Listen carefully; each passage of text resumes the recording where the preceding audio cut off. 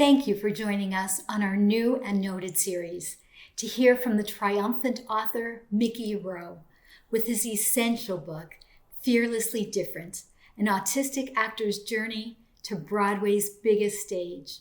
Hello, I'm Stephanie Flom, Executive Director of Pittsburgh Arts and Lectures. Welcome. My pronouns are she, her. I am a white woman with straight, chin-length white hair. I am wearing a blue top with a blue and white floral scarf. I have black glasses and am wearing small hoop earrings. New and Noted is presented in partnership with the Carnegie Library of Pittsburgh. Please know that captioning is always available on our virtual programs. Thank you to our many community partners who help spread the word about Mickey Rowe's event, including The Woodlands, Autism Connection of Pennsylvania, Evolve Coaching, Jewish Residential Services, City Theater, and Pittsburgh Public Theater. Thank you to Mystery Lovers Bookshop. You can follow the link on our website to purchase copies of Fearlessly Different and support a great, independent local bookstore. Introducing Mickey Rowe, on behalf of the Woodlands, is Woodlands Executive Director Samantha Elwood. Samantha joined the Woodlands in 2020 with a background in nonprofit management, programming, and community partnerships. She is passionate about creating barrier-free spaces for innovative programs and prides herself on developing a creative solution to any obstacle. Please welcome Samantha Elwood. Samantha? Hello, thank you so much for the warm introduction. I'm honored to be able to be here representing the Woodlands Foundation. Before we get started, I'd like to share a quick visual description for our blind and low vision audience members. I'm a middle-aged white woman with large glasses and strawberry blonde hair. Today I'm wearing a multicolor floral dress with a green wall behind me and a gray curtain next to me. The Woodlands is thrilled to be able to partner with the Pittsburgh Arts and Lectures on presenting Mickey Rowe's new book, Fearlessly Different. Mickey's personal story of perseverance in a world that was not built for him is one that resonates with many in the disability community. In Fearlessly Different, Mickey shares with readers how he accomplished great success as a performer and an activist, not despite his autism, but because of it. At the Woodlands, where we strive to enrich the lives of individuals with disability and chronic illness, we wish to amplify one of Mickey's most important messages. Our differences are our biggest strengths. Please join me in welcoming performer, public speaker, arts activist, and changemaker, Mickey Rowe in Fearlessly Different. Hello, hello, hello. It is such an honor to be here today with you all at Pittsburgh Lectures. Thank you so much for having me at Pittsburgh Lectures. My name is Mickey Rowe. My pronouns are he, him. And so I'm autistic and legally blind, but if anyone else watching today is also blind or low vision, please know that I'm a white man with glasses on. I have light brown hair. I'm sitting in a chair and I'm wearing a dark blue suit with a pink flower and handkerchief in it. And I was so fortunate to get to be the first autistic actor to play Christopher Boone in the Tony Award-winning play, The Curious Incident of the Dog in the Nighttime.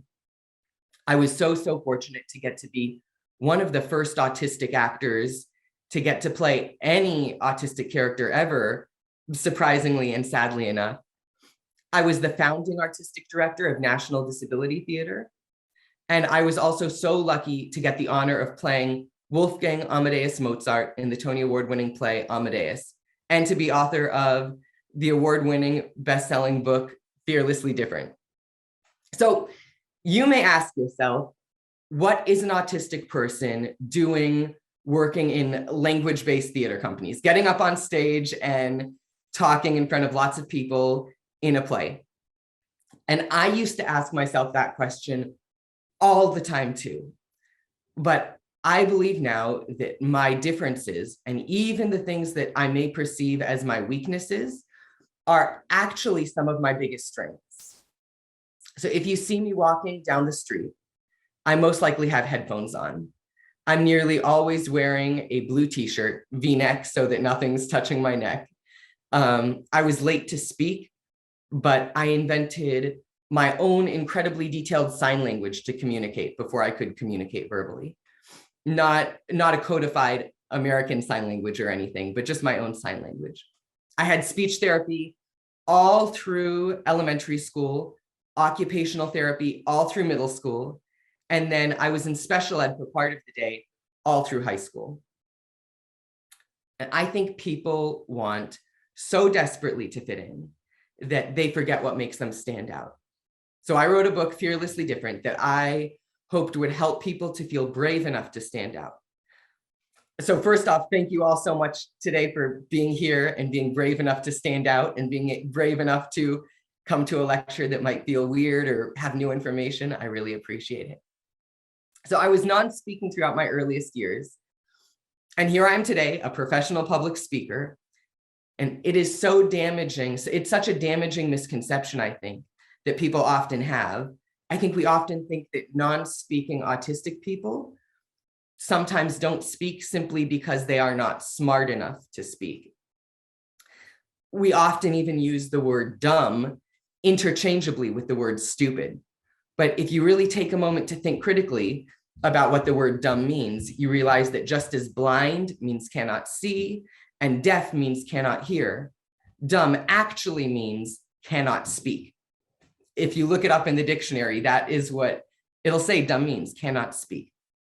Well, even though I often believed what society taught me, I often believed that I was stupid, I'm here to tell you that although I couldn't speak, I certainly was not stupid, and I still understood everything everyone else was saying.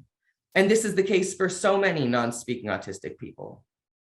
But if you put a communication application, an AAC device, an alternate communication device, or even just a computer keyboard in front of a non-speaking autistic person, chances are they may communicate just as eloquent and perceptive thoughts as you, right? I think it's funny how sometimes the less we speak and the more we are just observing and listening, the more we have to productively contribute. So there are so many things, my friends, that I hope you take away today. But one of them is that I hope you today decide to make an effort to stop saying dumb when you actually mean to say stupid, right? So do it for childhood Mickey, who knew what everyone else was saying, knew that he couldn't speak, but knew that he wanted to communicate and find a way to connect and was so determined to do so. So out of this determination, I invented my own incredibly detailed sign language to communicate, right? Not ASL, but just one I made up.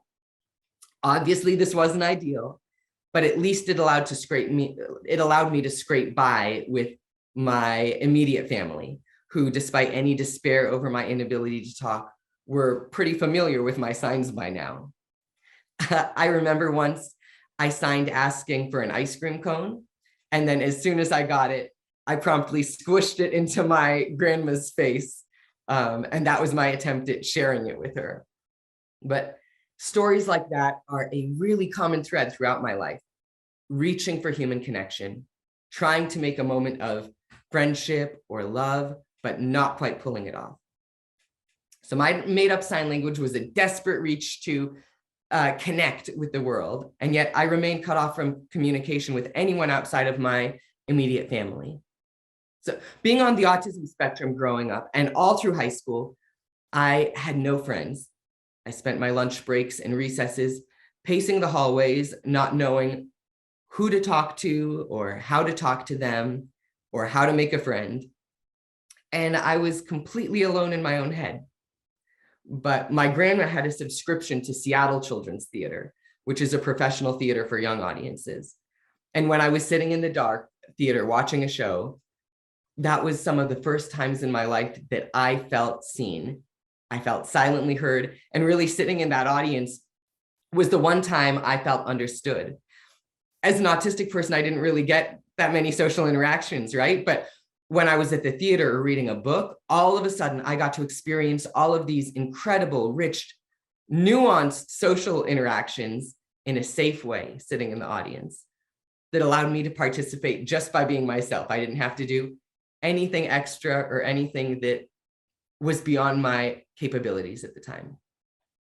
So although I had an IEP all through school and spent much of the day in special ed through high school, getting speech therapy and occupational therapies, my parents still actually decided not to tell me that I was on the autism spectrum. I think they were scared, right? They didn't have a community like this one at Pittsburgh and Pittsburgh Lectures to tell them that they didn't have to be scared, that disability comes with both challenges and strengths. And they didn't know that knowledge about yourself is power, and that there is a place for you in this city. There is a place for you in Pittsburgh, and there is a place for you in this audience, right? They didn't have the ending to this story yet.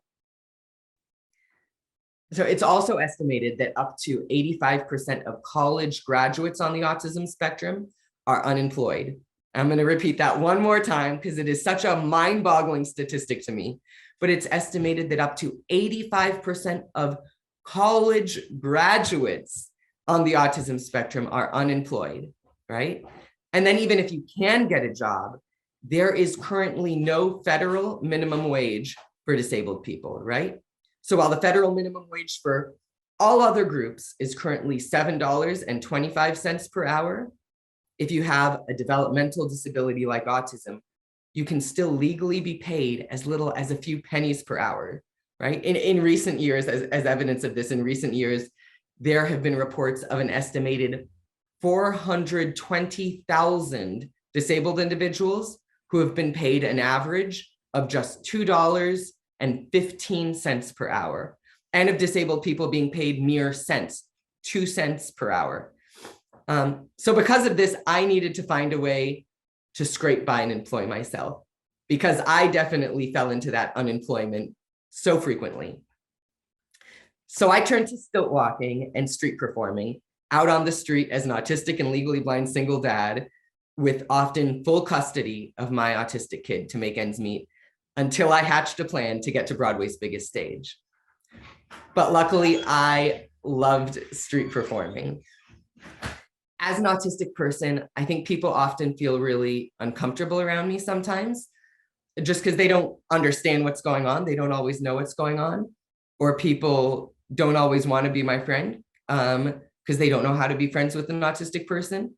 But when I was street performing, it was so different because everyone who saw me smiled. So it felt so, so good.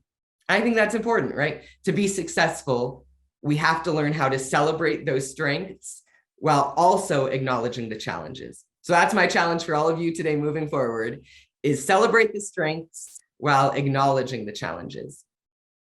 So I quickly realized that I needed to dream bigger than just street performing on the streets if I wanted to get by and make it as a single dad. So I turned to the only show on Broadway that I knew of with an autistic lead character, Christopher Boone in The Curious Incident of the Dog in the Nighttime, which, by the way, had never been played by an autistic actor. So I set out to start advocating for myself, right? We all need to self-advocate for ourselves so often. That's so important. And I set out advocating for myself and also just advocating that autistic actors needed to be auditioned for this role of Christopher. But I was told so many times to my face that it would not be possible for an autistic actor like myself to play Christopher. I was told to my face that it was a big show with big words, and that it was a hard role. I was told so many times that the reason that no autistic actors had previously been cast in the role was simply because there were no talented autistic actors. I was told that the word professional and the word inclusion couldn't coexist. But this is a lie, right? This is a myth, and it is so damaging. So to prove how damaging that is, what a myth that is, that professional and inclusion can't coexist, I wanted to tell you about a review I got from the New York Times, just to show you that autistic people can be good actors. So when I finally got to play the leading role in Curious Incident, the New York Times said, Mr. Rowe played Christopher with an agile grace, an impish humor, and a humanizing restraint. On Broadway, where the play was a Tony Award-winning hit, it ran 8 times per week, with two actors alternating the demanding role of Christopher, a 15-year-old with autism who sets out to solve a mystery. Mr. Rowe, thought to be the first openly autistic actor to play the role, does all 9 shows a week. And when I got to play the title character in the Tony Award-winning play Amadeus, the Wall Street Journal said, "Buy your tickets now, then come back and finish reading this review." Mickey Rowe giving a madly zany performance as Mozart, he reminded me at times of a young Jerry Lewis, a triumphant demonstration, artistically successful in every way. And they weren't alone. The reviews kept coming. But also, I'm not alone, right? There are so many disabled people and autistic people, or people who might just feel they are different in some way, who can be such amazing professionals if we just give them a chance. I am a better actor, I think, because of, and not in spite of, my autism. Being autistic actually really helped me in playing Christopher and in acting and theater in general in a lot of ways too. So autistic people sometimes use scripts in their everyday life. We use scripting for daily situations that we can predict the outcome of, and we stick to those scripts. So my job as an autistic person is to make you believe that I'm coming up with words on the spot, that this is all spontaneous, the first time this conversation has ever happened in my life. But this is also my job on stage as an actor, right? So for instance, if I go to a coffee shop, I might say to the barista, I might say, "Hi, how are you doing today? Can I please have a medium coffee? Thank you so much." And then if it seems like more conversation is needed, sorry, bug. If it seems like more conversation is needed, I can then say, "Has it been busy today?" And then regardless of what the barista says, right? If the barista says, "Yes, it's been busy," or "No, it's been slow," it doesn't matter. I can then say, "Oh yeah? What, do you like it better when it's busy or when it's slow? Have a great rest of your day," right? Always stick to the script. It makes things infinitely easier. Or playing Edmund in King Lear. "Wherefore should I stand in a plague of customs and permit the curiosity of nations to deprive me? When my dimensions are as well compact, my mind as generous, and my shape as true." It's really no different. They're lines I've learned that I say often, but I'm making you believe that they're mine, particular to this specific moment. So Christopher also does a lot of stimming in the show. This is that maybe hand flapping or tapping or rocking movements, sometimes associated with autism. And the director, Risa Brainin, and I worked together to take the stims I naturally did and modify those natural stims so they could read more easily on stage, or even be used as buttons on the end of comedic lines, or to help give or take focus. In college, I worked for 4 years to get rid of all the tension in my hands so I could be more castable, right? All my professors told me if I didn't get rid of that stimming, if I didn't get rid of all that tension in my hands, all that flapping and wiggling, I would never be able to be cast in a show. So I worked for 4 years to get rid of it. But in Curious Incident, I got to forget all about that and let all of that tension come back to me in a really easy, comfortable way, right? I got to be myself. So there may seem like so many reasons why I should never be an actor, but acting is a dichotomy, a tension between what is safe and what is dangerous, what's known and what's unknown, what's mundane and what's exciting.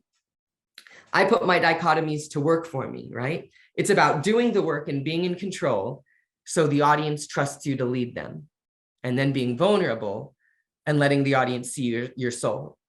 So the skill, study, and training help to create the trust, but the challenges make for the vulnerability. So you need both of them, I think. As an autistic person, I mean, I felt vulnerable my whole life. I felt vulnerable my whole life as an autistic person. Just walking out on the street every day or trying to meet a friend for coffee feels so vulnerable to me. So being vulnerable on stage is no biggie whatsoever. With autism comes a new way of thinking, a fresh eye, a fresh mind, literally a completely different wiring of the brain. Who wouldn't want to hire that into their organization? It's great to have people who can think about coming at problem solving, right, from all sorts of different angles. That's so important. that we have people in our companies who can come at problems from all sorts of angles. So it's so great to hire people with disabilities and autism. And off script for a moment, I think people with disabilities are truly some of the best creative problem solvers in the whole world, because we have to be creative problem solvers every day to navigate a world that wasn't built for that. And I think I'll even expand that more to say anyone who has maybe experienced disprivilege or hard things in their life that they've had to overcome is probably such a good problem solver. All of that disprivilege and all the things you've had to go through in your life have really done so much to make you a creative problem solver. You've been practicing every day. I know what it's like to be really good at something and still be overlooked simply because of stigma and bias. Being in front of an audience of 500 or 5,000 people is really easy for me. The roles are incredibly clear, logical, and laid out, right? I'm on stage, you're in the seats watching me. I'm playing a character, and that's what you want, expect, and are paying for. The conversations on stage are scripted even, and written much better than the ones in my real life. But on the street, that's where those conversations are scary. So those roles aren't as clear. If I'm walking down the street and see a peer, that's not scripted, and I don't know what those roles are. So sure, there are lots of things working against me, right? For example, as we said, 85% of college graduates in the room, 85% of college graduates on the autism spectrum are unemployed. And as you in this room know, this is not because we're less capable, but largely because of social stigma and a lack of accommodations and the expectations others have before ever even working with us. Disability is still not thought of when we talk about diversity, and that needs to change. We don't just want to be audience members. We want to be employed. We want to be active parts of the conversation about autism. And we want to help shape the stories about us from the inside, just like any other minority group would want to have a hand in telling the public stories that shape public understanding about their group. It is so great to allow autistic people to be audience members in a way that they can experience shows through things like sensory-friendly performances. But we are professionals too, right? Mostly unemployed professionals, but professionals nonetheless. According to the census, we know that 20% of the population is disabled. That's what the census says, 20% of the population is disabled. And in fact, the CDC says 25% of the population is disabled. So somewhere between that, the census is 20% and the CDC is 25%. Now think about all the roles, think about all the characters that you see on TV, right? Out of all those characters, only 2% of those characters have disabilities, according to Ruderman Family Foundation and other organizations like that. Right? So of that dismally small 2% of characters, non-disabled actors are cast to play them 95% of the time. I'm going to say that again because that was a little confusing. 95% of those disabled characters are played by non-disabled actors, right? So this leaves only 0.01%, 1/100th of 1% of roles available for authentically cast disabled folks. 1/100th of 1% of roles for 20% of the population. Young people with disabilities in this country need to see positive role models who are going to tell them, if you access the world differently, we need you. The world needs you. And excluding people with disabilities from stories that are entirely about disability, unfortunately, doesn't help to accomplish this. That's why diversity in the arts matters. Inclusion in the arts matters because it leads directly to inclusion in life. I was tired of books about autism and disability being written only by non-disabled people or with no input from autistic or disabled individuals. So I decided to write my own book, right? Also, as the first autistic person to get to play Christopher and one of the first autistic actors to play any autistic character ever, I got to show all the business leaders in the audience, all the business leaders that saw the show, that they can hire us, that we can do professional work at the highest level, that we get the job done, and that they have no reason to discriminate against developmental disabilities. There are so many characters with autism, and yet before Curious Incident, not one of them was played by an autistic actor or actress. There are so many stories about autism, and yet not one of them, still to this day, includes autistic producers or directors or writers or creatives. So we are here today changing that, right? Everyone in this room is part of changing that. We are making huge strides in autism acceptance and disabled culture and awareness. And that is because of each one of you in this room.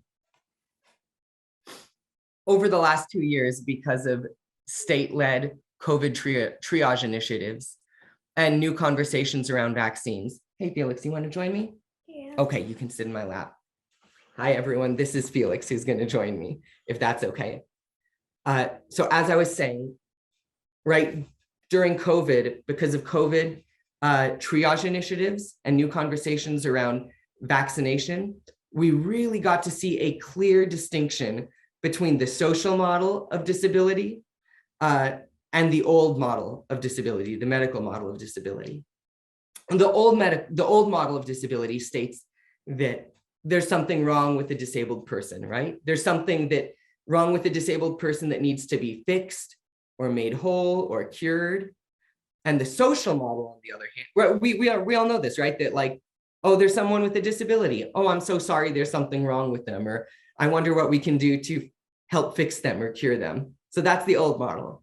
The new model, the social model, says that the actual problem is with our society. The actual problem is with an inaccessible and ableist society that needs to be repaired. Or maybe even that it's our culture that needs to be cured for not caring about and prioritizing making itself accessible to everyone, right? So that if our society was accessible for disabled people, everyone would have an equal playing field. Society loves to tell us what we can and can't do, while at the same time making us feel bad for asking for what we need, asking for the accommodations we need to perform at our best. But if there's one thing that I think COVID has shown us, it's that universal design helps everyone, right? We've seen this through COVID now with more accessible virtual events like this, right? This event right here with Pittsburgh Public Lectures is more accessible to disabled folks because we're filming it. So people who might not be able to leave their house because of a disability, or people who might not be able to find reliable transportation to the lecture hall, they can still participate in this event just as much as anyone else, because we've made it accessible by doing it virtually, right? And that's something we all learned about because of COVID. And finally, the general public is realizing that universal design may be necessary for disabled people, but it actually helps everyone, right? Here's another few examples really quickly, and then I'll move on. So disabled folks might need captions to make videos accessible for them. They might need captions at the bottom of the screen. Deaf and hard of hearing folks might, but captions actually make my life easier. If I'm watching a YouTube video and I'm at the doctor's office in a waiting room, or if I'm riding the bus in public transportation or in the library and I don't have my headphones, I can still watch the video because of those captions. So those captions made my life easier. Or for instance, if I'm in the airport, right, with my rolling luggage, I'm rolling my luggage through the airport and I see the stairs and I see the ramp. I'm going to take the ramp because that makes my life easier, right? The ramp is necessary to help to make the airport accessible for disabled folks. But as someone who doesn't have a mobility disability, it still made my life easier, that ramp. Or curb cuts, right? Curb cuts are necessary for people with mobility disabilities so that they can access the sidewalks. But if I'm pushing my two kids in a stroller, that curb cut makes my life so much easier as a parent, right?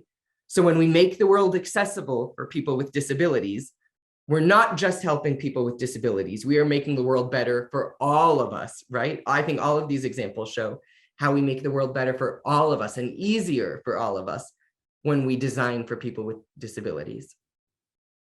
Okay, so I'll close this out. Thanks for sticking with me here. So I just want you all to remember, your differences are your strengths, right? If I hadn't been an autistic person who uses scripting every day in my life and who needed to street perform because no one else would hire me, I might have never become an actor. I might have never gotten to be on stage at all the awesome stages I've gotten to be on. Your differences too, your differences are your strengths. And society needs everything that makes you you. When you are able to give all of yourself to our society, you are giving the world such a huge gift. So always feel confident asking for what you need to perform at your best. Accessibility helps everyone, as we learned. So never feel badly for asking for what you need to succeed. You are not a burden when you ask for what you need. When you ask for what you need, you are actually helping everyone. Your differences make you powerful and you have agency. And when you embrace the things that make you different from your colleagues, or when you embrace the things that might make you a little bit different from your neighbors or the person sitting next to you, you can then better work with them using all of your different strengths and all of your different skills to change the world. When we advocate for our own accommodations, we are helping everyone in the room. When I was younger, people told me that because of my disability, I would be lucky if anyone wanted to marry me. I mean, think about that. People told me that because I was autistic, I would be lucky if anyone wanted to marry me. And this led me to getting married to the very first person who wanted to marry me. And later after that, to having to escape an abusive relationship in the middle of the night with an autistic child in hand as a single dad. So there is so much danger, truly so much danger and harm in feeling like your differences are bad or shameful and not knowing how strong your differences make you. But all of those people who told me that I should just accept the very first person who wants to marry me, because it'll be really hard for me to find anyone who wants to marry me, they said, as a disabled person. So all the people who said that were wrong. They were wrong. Disabled people are powerful and disabled people are awesome and disabled people are sexy. And I'm now married to my beautiful wife, Helen, and we have 4 kids in our blended family. We're like a Brady Bunch for the 21st century, a disabled dad and an immigrant woman of color mom with 4 kids. And as you have seen today, it is a busy house, especially on school day mornings.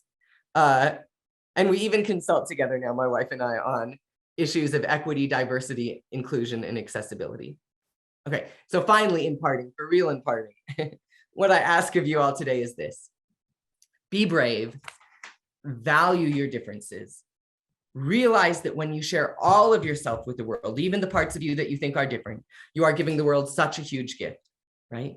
We need people coming at problem solving from all sorts of angles, all sorts of cultures, with all sorts of different brain wirings. So be brave and jump in headfirst, even when you aren't sure, and be brave enough to advocate for yourself when you need something. Will you fail? Of course. You'll fail often, but will it be worth it? Yes. If I hadn't been brave and taken leaps I was afraid to take and advocated for what I needed, advocated for myself, I would have never gotten to be on stage in The Curious Incident of the Dog in the Nighttime.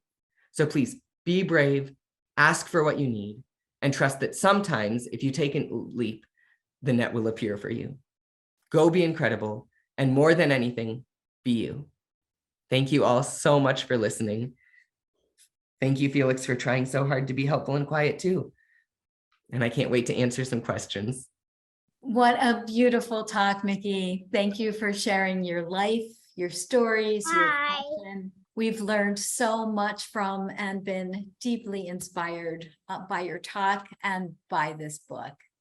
Oh, thank you so much. That truly means the world. Thank you. You are welcome. So I wanted to start by talking about writing a book. Yeah. As I said, the book is incredible. I believe it should be required reading. Oh, that's so kind of you. I believe it. You talked about, we were all trying to learn more about inclusion, and I believe your book helps us learn and change. So you decided to write a book. I assume you'd never written a book before, I know, and because you would have written about it. But similarly to how you decided to play Christopher Boone and how you decided to do so many other things on your journey that most people never do and that you had never done before. So can you talk about how you went about this challenge of writing a book, with all of the stories and all of the insights that came forth? Yeah. So I think that I, firstly, I wrote a book because, everything I said in the talk about how the challenges that disabled people face when it comes to unemployment is so real. And I experienced that so much. And so I wrote a book because my whole life I've really had to employ myself and find as many ways as I can to employ myself. And I thought that writing a book might help that. So that's a selfish reason why. Also, I wrote a book because I was getting so frustrated that most of the books I was reading about disability, I think about You Before Me, right? Or Wonder, or so many of these books were written from people who are not a part of the disability community. And they were written without any research into the disability community or without even consulting with it or talking to any disabled folks.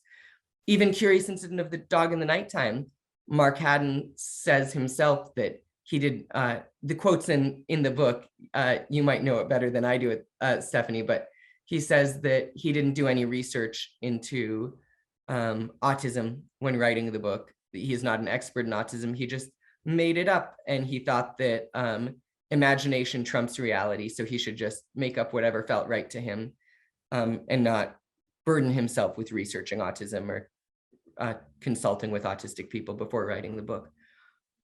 And that was really, really frustrating to me. I was also really frustrated that there is so much information about disability and disabled culture that all us disabled folks know and are really familiar with, but hadn't really escaped the disability community to our larger society as a whole yet, I'd felt. And I was trying to figure out what small piece I could do to help get some of this information out into the community more.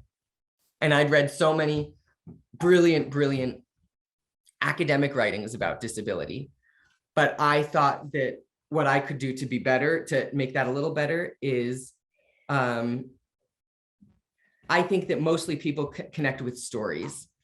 And I thought if I could just write a human story, a coming of age, a story about a person and a hero's journey of sorts, and work all of these pieces of information about disability culture into that story, that would be the best way I, as a storyteller, could help get this more mainstream and play my small part. Thank you for that. You are absolutely a brilliant storyteller.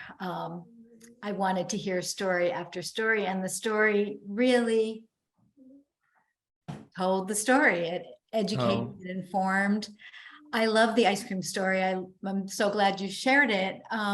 It demonstrates one of the many obstacles that you had as a child, and does so humanly and beautifully. So I want to ask, going to the obstacles, what do you think got you through those early obstacles when you clearly weren't being given the accommodations that you needed?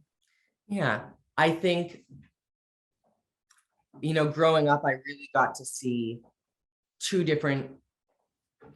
I got two vastly different experiences growing up.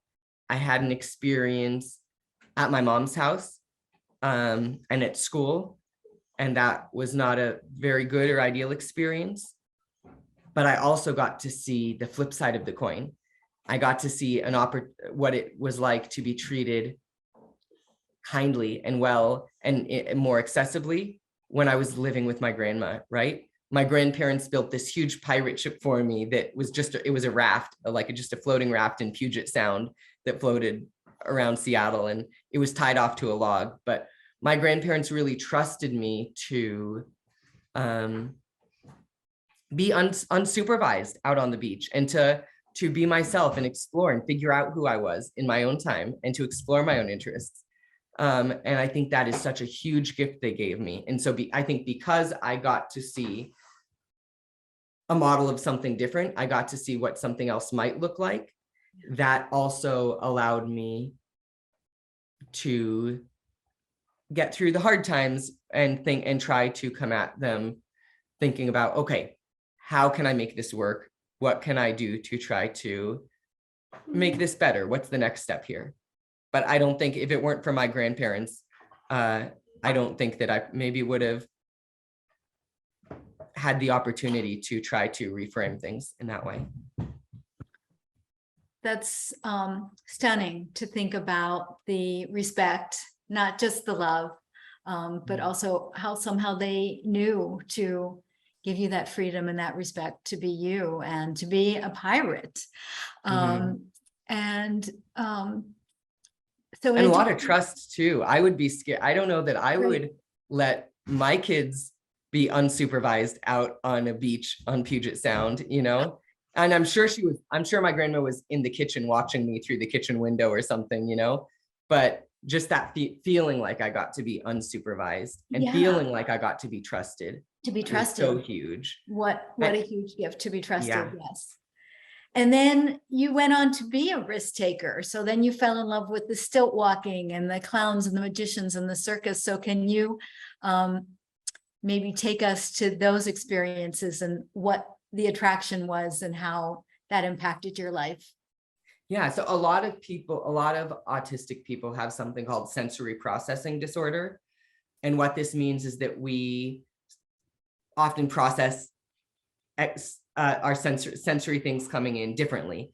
So sounds, noises that might seem kind of quiet to you might feel really loud and overwhelming to me, or bright light like the sun if I'm outside and the sun's out.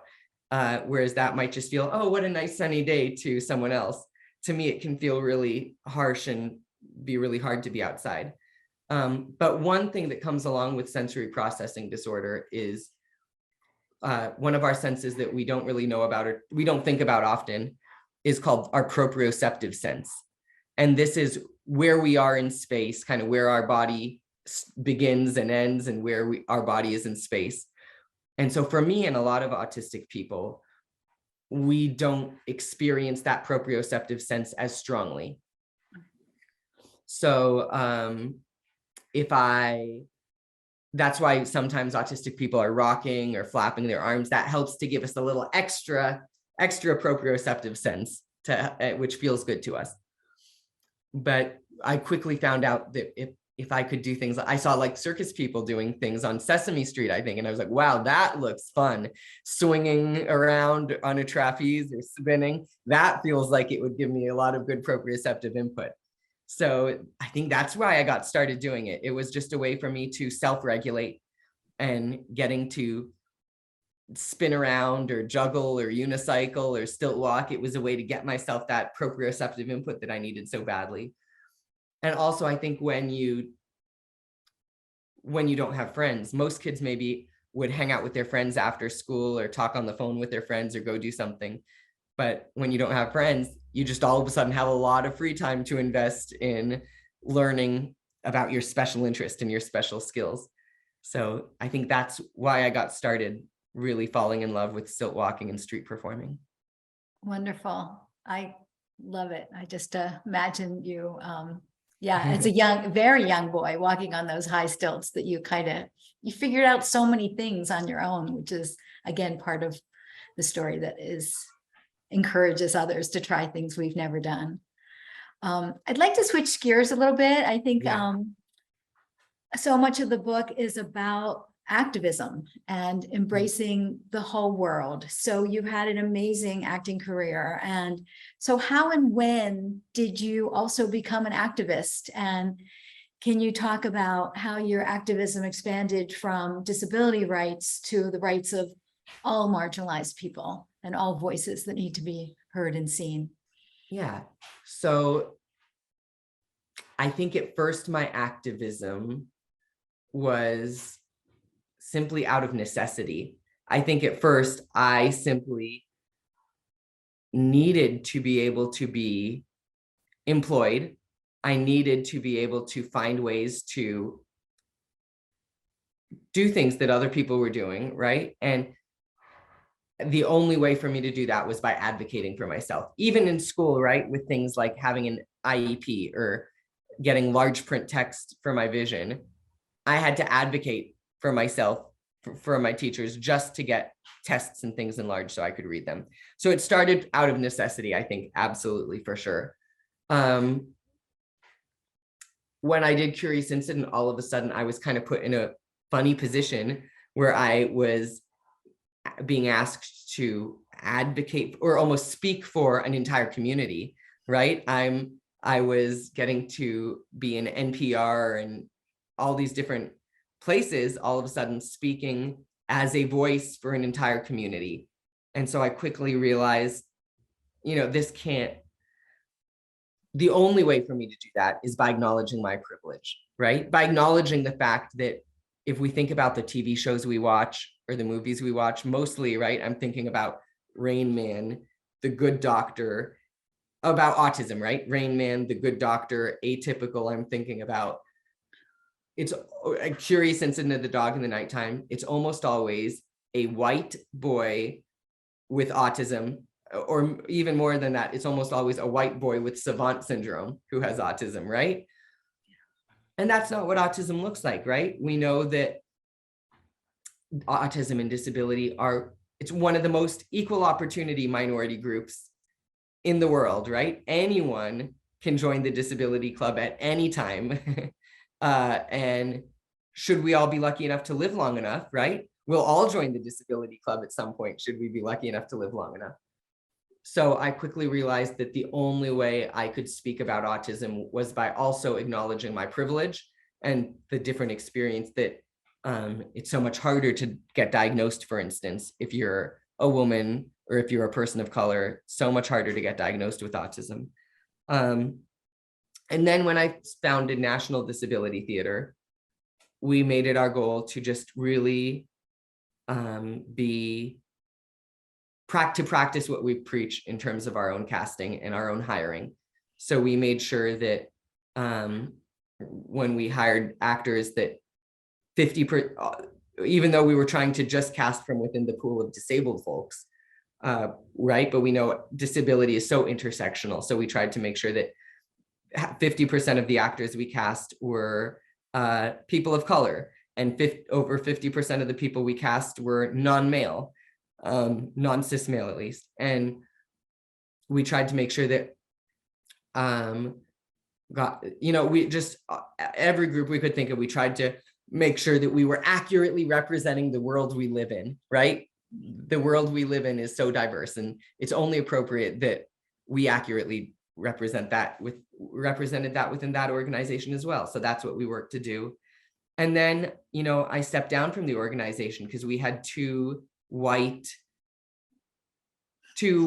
people in charge of the organization. And I think I was really hoping to see disability be included more in conversations about diversity and equity. And I thought the only appropriate way for that to happen, and the only way I could help to make that happen more and to make our organization even more equitable, this is during the Black Lives Matter protests that were happening recently. I decided that the most helpful thing I could do was step down from National Disability Theater to open up my position as artistic director and demand that the organization hire a disabled BIPOC artistic director, so that it wasn't, even though we were hiring inclusively, even though we were making sure that we hired at least 50% BIPOC people, it was still me. It was still a white disabled person, a white disabled man with a lot of privilege, making all those decisions, right, about who got hired and making decisions about what shows we did. So I stepped down, and I thought it would be a model too for other organizations who are trying to figure out how to make themselves more diverse. And right, sometimes it requires us making space. And so I thought I should step down and make space for a BIPOC disabled artistic director to take my space. Thank you. Thank you for sharing that, Mickey.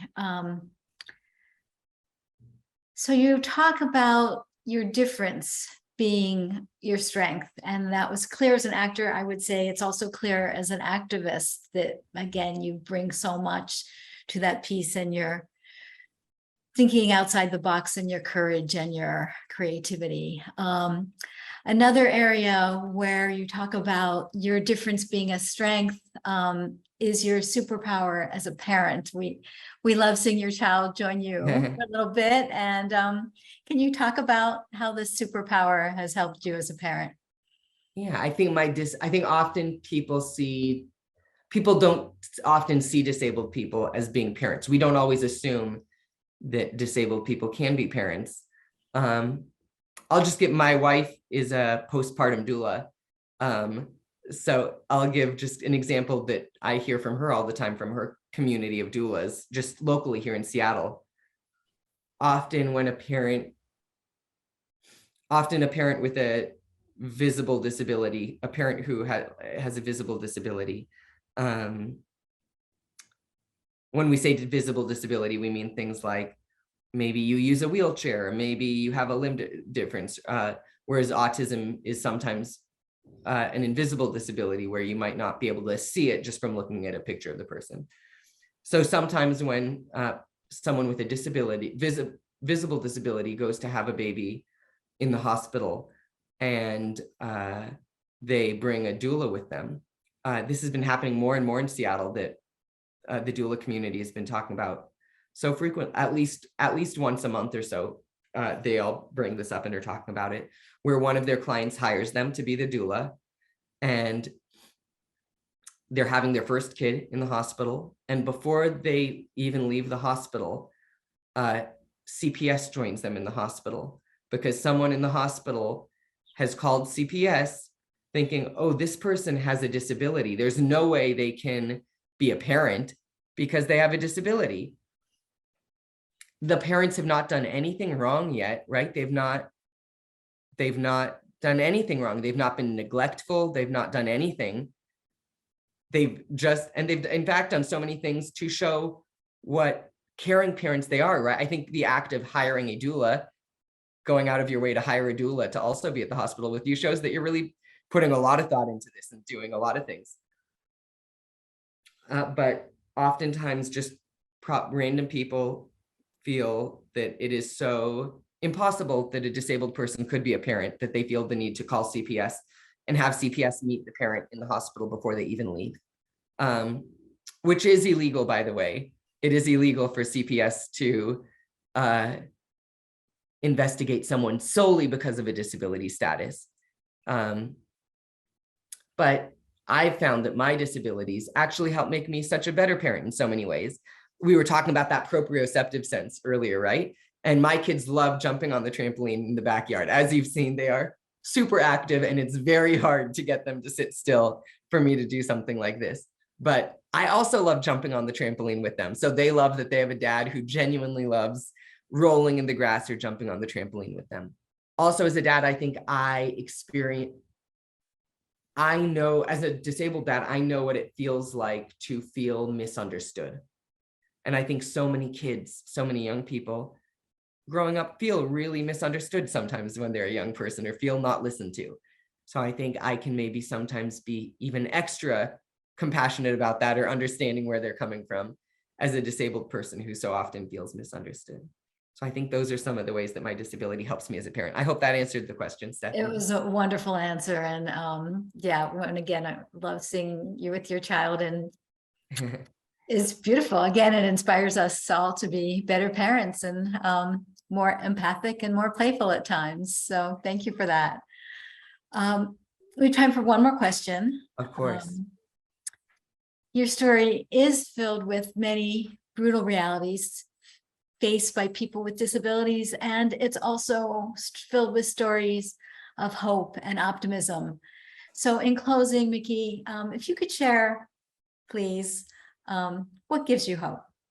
Yeah, the biggest thing that gives me hope is this younger generation now that is on TikTok or they're all on social media, this younger generation, and they are talking about disability and talking about inclusion for everyone in a way it's never been talked about before.